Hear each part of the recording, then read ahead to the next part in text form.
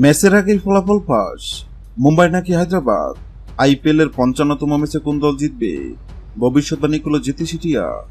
IPL ২০২৪-এর ১৭তম আসরের ৫৫তম ম্যাচে আজ ৬ মে রাত ৮টায় মুখোমুখি হবে মুম্বাই ইন্ডিয়ান্স ও সানরাইজার হায়দ্রাবাদ। কিন্তু এই দুই দলের মধ্যে ৫৫তম ম্যাচ জিতবে কোন দল, সেটি নিয়ে ভবিষ্যৎবাণী করল জিতি সিটিয়া। গত ২২ মাস শুরু হয়েছে আইপিএল এর ১৭তম আসর। আইপিএল এর ১৭তম আসরের প্রথম ১০ ম্যাচের মধ্যে ৪ ম্যাচে হারলেও বাকি ৬ ম্যাচ জিতেছে হায়দ্রাবাদ।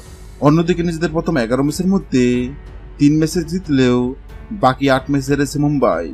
আইপিএলে মুম্বাইয়ের বিপক্ষে এখন পর্যন্ত ২২ ম্যাচ মোকাবেলায় ১০ ম্যাচে জয়লাভ করেছে হায়দ্রাবাদ এবং ১২ ম্যাচে জয়লাভ করেছে মুম্বাই।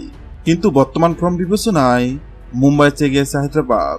আর এই দুই দলের মধ্যে ৫৫তম ম্যাচ জিতবে কোন দল, তা নিয়ে ভক্ত সমর্থকদের মনে উত্তেজনার শেষ নেই।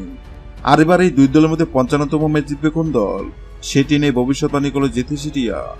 জেতি সিটিয়ার সামনে হায়দ্রাবাদ ও মুম্বাইয়ের পতাকা রাখা হয়, আর জেতি সিটিয়া হায়দ্রাবাদের পতাকা তুলে এবং এটাও জানিয়ে দেয় আইপিএল এর ৫৫তম ম্যাচ জিতবে হায়দ্রাবাদ। হ্যাঁ দর্শক, আপনাদেরকে বলছি, আপনাদের কি মনে হয় আইপিএল এর ৫৫তম ম্যাচে মুম্বাই নাকি হায়দ্রাবাদ, কোন দল জিতবে? অবশ্যই কমেন্ট করে জানাবেন। ভিডিওটি ভালো লাগলে লাইক দিবেন এবং সাবস্ক্রাইব করে আমাদের চ্যানেলের সঙ্গে থাকবেন। ভিডিওটি দেখার জন্য আপনাকে অসংখ্য ধন্যবাদ।